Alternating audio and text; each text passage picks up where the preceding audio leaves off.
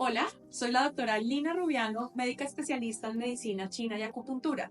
Y muchas veces me has oído hablar de por qué es tan importante la actividad física, qué tipo de actividad física. Muchas personas saben que amo todo el tema que tiene que ver con el uso de pesas y las mujeres me abren los ojos cuando le digo sí, pesas externas. Y entonces para eso no podíamos estar con nadie más que dos de las personas que más admiro, que más saben sobre el entrenamiento, sobre el cuerpo, sobre además ser unas personas completamente bondadosas y unos pedagogos increíbles. Y por eso hoy estamos con Henry Rojas y Camila Alarcón, que tienen una propuesta grandísima sobre cómo debería ser un movimiento compuesto, por lo que realmente nos va a ayudar a mantenernos mejor por más tiempo, y esto es United by Motion UM. Muchas gracias, Lina.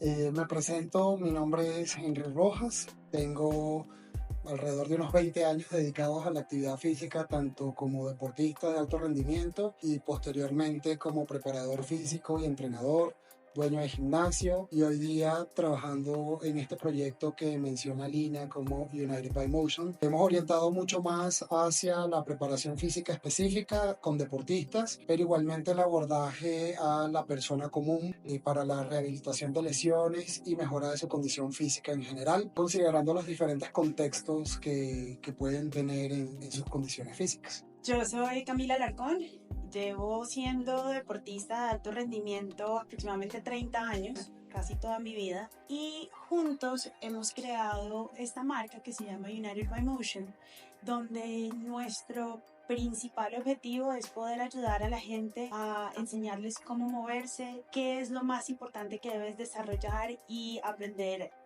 para moverte cada vez mejor y mejorar nuestra longevidad.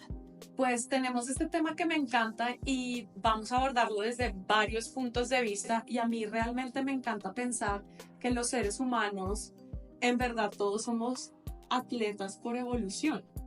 Creo que si no nos hubiéramos movido, nos habríamos muerto. Moverse es parte de la selección natural y de la evolución.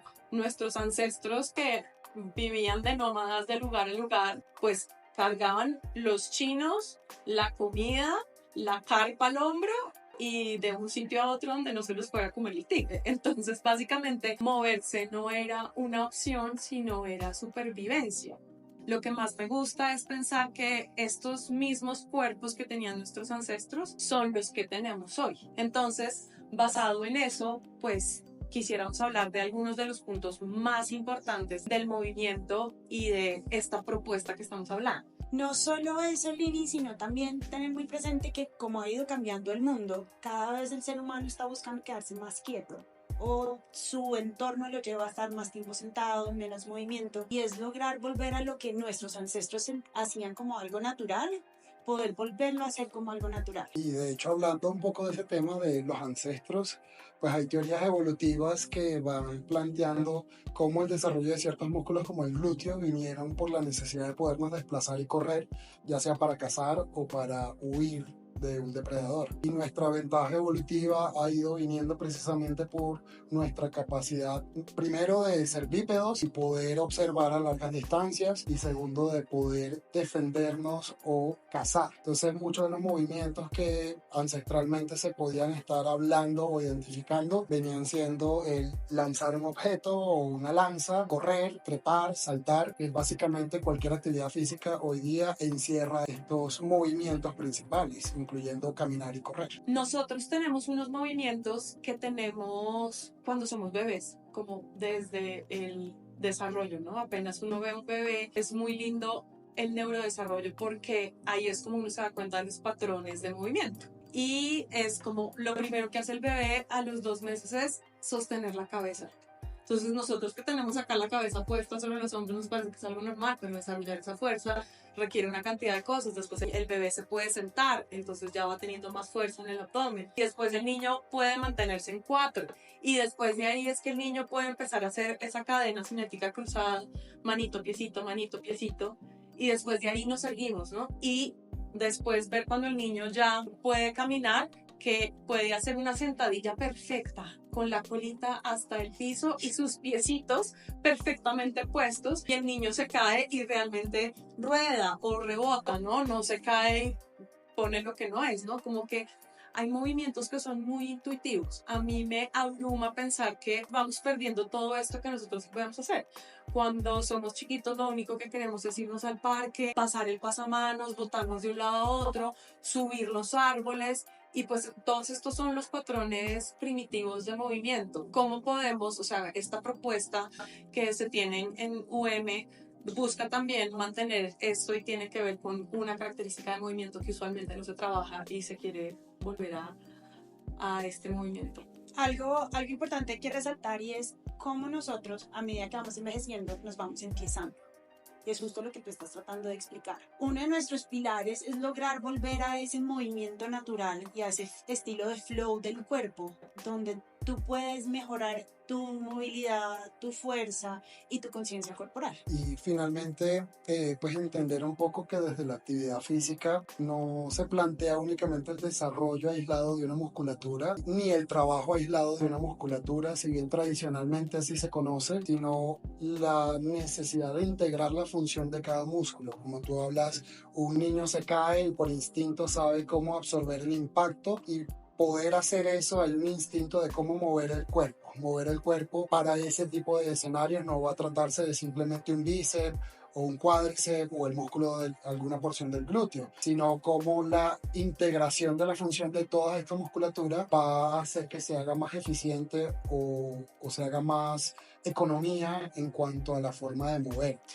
Cuando estamos caminando, cuando estamos desenvolviéndonos en nuestro día a día, la musculatura siempre va a estar trabajando en una especie de dualidad, con unos músculos haciendo un trabajo agonista, otros músculos haciendo un trabajo antagonista. Esto que tú planteas de las cadenas cruzadas, pues finalmente es la integración, la coordinación y el trabajo armónico de diferentes secuencias de acciones musculares. Tradicionalmente se entiende el entrenamiento físico muy asociado al fisicoculturismo. Finalmente el fisicoculturismo es un deporte más que, como su nombre lo dice, rinde culto al físico. Y así como uno veía una estatua de un cuerpo, una estatua griega, uno veía la proporcionalidad y la simetría del cuerpo, que era lo que buscaban representar los artistas, y esto es lo que busca simular el deporte del fisicoculturismo. Primero, llevar el cuerpo a un punto de desarrollo muscular y de simetría, de balance, porque eso es lo que evalúan en el deporte, estética. Sin embargo, de cierto momento en la historia para acá, se quedó la relación de que uno hace ejercicio y hace pesas, y eso es entrenar fisicoculturismo. Y no, es como que si patear cualquier balón fuese lo mismo que jugar fútbol. Entonces, finalmente lo que necesitamos es poder hacer un desarrollo muscular que nos permita hacer cualquier otra actividad física que sea necesaria para nuestro contexto personal. En tu caso como doctora, en tu caso como atleta, en mi caso como preparador físico, pues vamos a necesitar hacer ciertos desarrollos para integrar el movimiento en nuestras actividades cotidianas. Y cualquier persona va a necesitar hacerlo, para agacharse a levantar un objeto del piso, para cargar a tu bebé y trasladarte de un punto A a un punto B, y pues algo más complejo, el bebé, la pañalera, tu bolso, se te cae algo, manejar el celular porque te están llamando por teléfono, pues todo eso necesita una integración neurológica y una capacidad de movimiento coordinativo y de conciencia corporal para poderlo lograr. Entonces no simplemente se trata de desarrollar un bíceps o desarrollar un cuádriceps, sino tener la capacidad de hacer nuestra cotidianidad de la forma más óptima posible. O sea, está bien tener un objetivo específico, hay mucha gente que lo tiene y es válido, pero también ¿qué pasa si uno hace objetivo específico como un glúteo más grande o un bíceps más grande? Lo podemos llevar a algo mucho más funcional y aplicable a nuestro día a día, y donde el balance muscular realmente nos dé mejoras en la salud, no solo una apariencia física o querer cumplir con un estereotipo físico. Basado en lo que hemos dicho, creo que viene una pregunta muy importante, que acá quiero que la respondan como libremente quieran, y es: ¿todas las personas deberían moverse? La respuesta es súper sencilla y La es respuesta, sí. la respuesta es sí. Más que necesitar, todas las personas se mueven. Hacer tu día a día necesita el movimiento en sí. como hablábamos del ejemplo de llevar a tu bebé, como hablamos del ejemplo de hacer cualquier actividad en tu hogar, algún quehacer y demás. Obviamente van a haber personas con demandas motoras mucho más exigentes que otras, sin embargo la necesidad de poder ser capaces de movernos es importante. Ahora, movernos desde la perspectiva o desde el concepto de la actividad física, sí. También la respuesta es una afirmación. Por donde uno lo mire, es un sí. Ellos son muy lindos, pero yo les diría, si tienes un cuerpo físico, tienes que moverte. Pero digamos que para que no suene tan fuerte, entonces, si todos debemos hacer actividad física y estamos hablando que esto es evolutivo y que en este momento sigue siendo selección natural, porque la persona que está más quieta sabemos que tiene más riesgo cardiovascular y hay una cantidad de enfermedades asociadas al sedentarismo. Entonces, todo el mundo debería hacer el mismo tipo de movimiento, todo el mundo debería hacer el mismo desarrollo. ¿Cómo ven esto? La respuesta sencilla sería un no. Primero, hay que tener en cuenta que no todos somos iguales, no todos tenemos las mismas necesidades, pero sí hay 3 elementos que todos deberíamos tener en cuenta en el momento de desarrollar o escoger nuestro método de entrenamiento. Si tú cumples con esas 3, lo demás puede venir por añadidura. Y esos 3 serían desarrollo de fuerza, conciencia corporal y movilidad. Ok, estos 3 a mí me encantan porque desde hace mucho tiempo que vengo entrenando con ambos por diferentes motivos, antes con otras prácticas, me he dado cuenta que el cuerpo responde completamente diferente. Camila compite en CrossFit, lo ha hecho hace mucho tiempo. Henry hizo mucho tiempo CrossFit y en ese momento es un gran preparador físico, o sea, si son atletas tienen que ir con ellos, y si no son atletas, ya le tienen que todo el mundo es atleta, debería estar con ellos, y esta propuesta me encanta porque es muy útil en el momento en que uno hace los movimientos que ellos proponen, y yo les digo, yo llevo 30 años haciendo ejercicio y hay movimientos que he hecho con ellos que jamás en mi vida había hecho, es como este músculo sirve para esto. Y eso es muy interesante porque uno se da cuenta como, wow, entonces la articulación puede hacer este ángulo, no lo conocía. Y cosas que son completamente paradigmas para la salud convencional, ¿no? Entonces, la rodilla no puede pasar ese ángulo. Si usted tiene esta alteración, entonces no puede hacer ese movimiento. Voltear las rodillas de esta forma no es saludable. Entonces, quiero que hablemos como un poquito de esos 3 componentes que son fundamentales para un movimiento eficiente, como lo llamo. Integrando esos 3 pilares que son conceptos que se utilizaron como fundamentos para el desarrollo de la propuesta de UM, United by Motion, viene un poco la integración del movimiento del cuerpo en sí mismo, ¿sí? El desarrollo de fuerza, digamos que se enfoca un poco a que tu musculatura sea útil. Uno necesita fuerza para poder hacer cualquier actividad física. Uno a veces piensa en la fuerza como hacer un esfuerzo desmesurado con un peso, pero finalmente sentarte y levantarte de la silla, levantarte de la cama es un gesto abdominal, sentarte en el baño es un trabajo que necesitas integrar fuerza en las piernas, estabilidad a través del glúteo y del abdomen. Entonces finalmente lo que se va buscando a través de la integración de estos conceptos de movilidad, fuerza y conciencia corporal, uno es buscar mejorar rangos de movimiento, como tú bien lo planteabas. Muchas veces crecemos con el paradigma de cómo es realmente cómo nos deberíamos mover, cuál es la postura correcta, cuál es la forma correcta de moverse, pero finalmente nosotros podemos trabajar solamente la movilidad y no necesariamente tener el cuerpo sano, que muchas veces es lo que se puede estar perdiendo en algunas prácticas físicas, donde yo puedo estar haciendo un trabajo de movilidad pasivo, pero eso no necesariamente le va a enseñar a mi cuerpo a nivel neuromuscular cómo poder hacer el movimiento sin una asistencia externa. Entonces no va a ser lo mismo mover el cuerpo de forma asistida, hacer un trabajo de movilidad de forma asistida y tú desarrollar tu movilidad a través del movimiento mismo, donde las musculaturas están integradas en su tarea de estabilidad, donde hay algunos músculos haciendo alguna contracción para el movimiento de una articulación, pero hay otros músculos en simultáneo haciendo elongaciones para también balancear un poco el movimiento de la articulación. Entonces, finalmente, si el músculo no tiene ese aprendizaje, si el cuerpo a nivel neurológico no tiene ese aprendizaje, va a ser como un una ganancia de un 50% sobre la mejora de tu movilidad. No va a ser lo mismo yo mover el brazo de esta forma y ayudarme a hacer presión sobre ese rango de movimiento, a yo aprender a mover el brazo y que mi brazo, por la acción de la musculatura de forma integrada, pueda realizar los movimientos. Y lo mismo cuando entreno fuerza de forma separada. Yo puedo entrenar fuerza, ganar fuerza y no necesariamente poder entrar a los rangos de movimiento correctos o más amplios de cada articulación. Y finalmente el concepto de la conciencia corporal viene a integrar estos dos, la movilidad y la fuerza.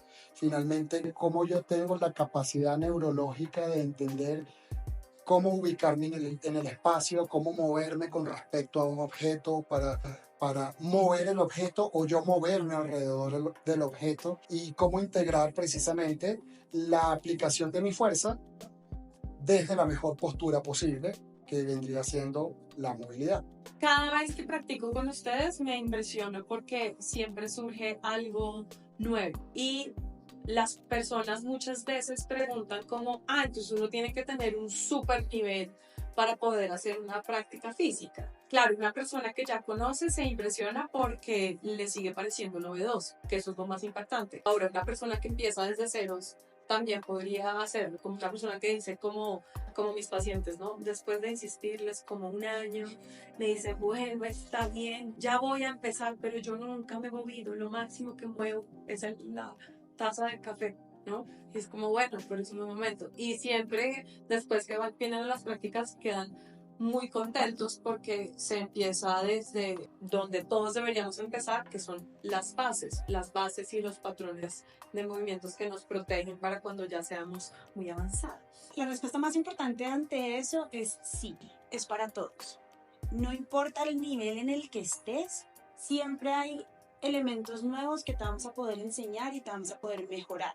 No es necesario que tú llegues ya con, es que yo soy triatleta, entonces sí es para mí, o no es para mí porque no hago trabajos de fuerza, o no porque en mi vida me he movido y no me sé mover.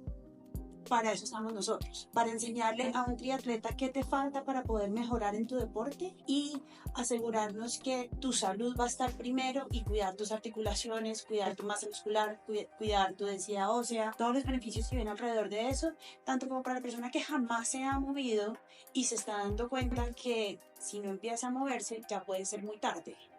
Entonces estamos para todos. Y enseñarte desde los patrones más básicos de movimiento y entender la importancia de esos patrones y que tú puedas entender a nivel, puedas generar una conciencia de que además no todos nos movemos igual, ni tenemos un cuerpo que se pueda mover igual que los demás. Entonces es para todos. Retomando un poco el tema de las bases, que pues finalmente las personas pueden tener la percepción o la noción de que se saben mover porque pues en efecto se mueven, pero no entienden que lo pueden hacer mejor. Entonces muchas personas de pronto no saben doblarse o flexionar o hacer un gesto de bisagra de cadera y cómo articular el uso de las piernas para levantar un objeto del piso y simplemente se doblan. Que es algo además de nuestro día a día, es algo súper cotidiano que nos pasa todo el tiempo. Una sentadilla, que puede ser uno de los patrones básicos, pues básicamente es la forma de poderte sentar y levantar de una silla, de la taza del baño. Poder tener la suficiente fortaleza a nivel abdominal va a ayudarte también, por ejemplo, en un gesto como levantarte de la cama. Y hay mucha información que muchas veces la gente ignora con respecto a los beneficios del entrenamiento físico porque se quedan como en la parte más superficial o llamémosle quizás en la parte estética del asunto. Pero se tiende a ignorar y se ha ignorado por mucho tiempo beneficios que hoy día están empezando a hacerse más, digamos que vox populi entre la sociedad, como la mejora de la salud metabólica en el cuerpo de las personas, ya que siendo la musculatura empezando a ser considerada como un órgano más, pues nos puede ayudar en muchos temas hormonales, ya que hoy día se ha ido demostrando la relación de la salud hormonal con una buena masa muscular. Por dar un ejemplo muy puntual, una persona que sufra de diabetes puede verse beneficiada con el desarrollo de su masa muscular al músculo ser un organismo que va a ayudar a mejorar los niveles de glucosa en sangre y poder de esta manera ser menos dependientes de la farmacología. Otros beneficios a nivel de densidad ósea, entrando en temas como la artritis, artrosis, osteoporosis, osteopenia, donde finalmente la actividad física y sobre todo el entrenamiento con cargas externas, con pesas, nos van a generar el estímulo suficiente a nivel físico y a nivel muscular para generar el estrés suficiente en la estructura ósea para que la estructura ósea mejore su densidad. Muchas veces las personas de pronto pueden ignorar que yo poder trabajar con carga externa va a ser si es el único elemento que me va a poder ayudar a mejorar mi densidad ósea. El trabajo con mi propio peso corporal muchas veces se va a quedar corto porque no genera el estrés suficiente para que, otra vez, ¿cómo funciona eso? Yo estreso el músculo luego estresa también otros tejidos blandos, pero al mismo tiempo va generando tensión sobre la estructura ósea. Y finalmente la estructura ósea responde igualmente que como responde el músculo. Va mejorando su densidad porque se generan microfracturas en la composición de estos elementos y en su regeneración se va haciendo cada vez más fuerte. El hueso es como una esponjita adentro, porosa, donde en la medida que vamos haciendo ejercicio, estos se van generando microfracturas y con el descanso y la reposición luego del entrenamiento, pues se va regenerando de una forma más densa. Y eso nos va permitiendo tener una salud ósea mucho más óptima. El ejercicio no solo nos trae beneficios a nivel físico, que muchos los conocemos, otros no somos tan conscientes de ellos, pero también los beneficios que trae a nivel mental son enormes. Como el entrenamiento físico con pesas, como el aventurarse a aprender habilidades nuevas puede tener estímulos neurológicos importantes, como la segregación de proteínas como el factor neurotrófico derivado del cerebro, que hoy día ya se entiende que nos puede ir ayudando en muchos procesos de neurogénesis o neuroplasticidad. Y estos son detalles que muchas veces se ignoran, quizás un poco técnicos, pero que se pueden aterrizar en palabras simples como mejora de salud mental, mejora de salud metabólica y mejora de tu calidad de vida en general. Muchas personas van a hacer ejercicio simplemente por lo que se ve, por la pierna, por el brazo, por la cola, por el abdomen, pero en verdad tiene muchísimos más beneficios. Y son esos beneficios que no son visibles, pero que se sienten y se ven y obviamente se reflejan en los exámenes médicos. Las mujeres piensan que si alzan peso se van a volver súper grandes y llenas de músculo. Si eso fuera así, díganme el secreto. Porque, puchica, me ha costado demasiados años construir la masa muscular que tengo hoy en día. No, no es real. Las mujeres con una masa muscular abundante es porque llevan años de entrenamiento, y no solo años de entrenamiento, sino además de entrenar muy pesado. Que para lograr construir esos pesos con los que hoy están entrenando, pues llevan muchos años haciendo esos patrones de movimiento. Y les boto un dato. Entre mejor masa muscular tenga una mujer en el momento de su perimenopausia y su menopausia, los síntomas de la transición van a ser mucho mejores. Así que tienen tiempo de trabajarlo. Otro mito que me encanta es, entonces hay que hacer mucho ejercicio y comer poquito. ¿Más es mejor? No, no va a ser mejor. Lo justo y necesario es lo idóneo. La dieta, comer menos, cada vez menos, es mejor. No, porque en la medida que tú aumentas tu actividad física, pues tu ingesta calórica también tiene que venir acompañada con ello. Finalmente tu cuerpo necesita combustible y el combustible que nosotros tenemos es la alimentación. Y yo pretendo empezar a hacer mucho ejercicio y alimentarme con lechuga y piña, pues posiblemente voy a terminar enfermo. Pero tampoco puedes alimentarte a punta de donuts, pan, arepas, porque tu cuerpo tampoco está recibiendo la energía adecuada para que tú estés en un óptimo nivel de salud. El combustible de calidad. Dentro de la ecuación de la alimentación y el ejercicio también es importante resaltar el descanso y la recuperación física. Otro mito, y es que las personas delgadas están saludables y que las personas gorditas no están saludables o que están repuesticas, y entonces eso hace pensar que están bien. Socialmente lo catalogamos como bien, está con sobrepeso, está bonita, está un poco pasado, pero el objetivo en general de todos debería ser estar saludable. Y estar flaco no significa que tú estés saludable. como estar gordo no significa que no esté saludable. Pero entonces, ¿en qué se debe buscar o en qué se debe basar el hecho de nosotros ser saludables? Muchas de las personas que son muy flacas, que nosotros vemos como, ¡ay, qué bonita está!, no tienen masa muscular y entran dentro de un prototipo o de un skinny fat, que eso trae a nivel de salud unos problemas muy grandes, como también los que están ya hacia un sobrepeso, donde no tienen tampoco nada de masa muscular.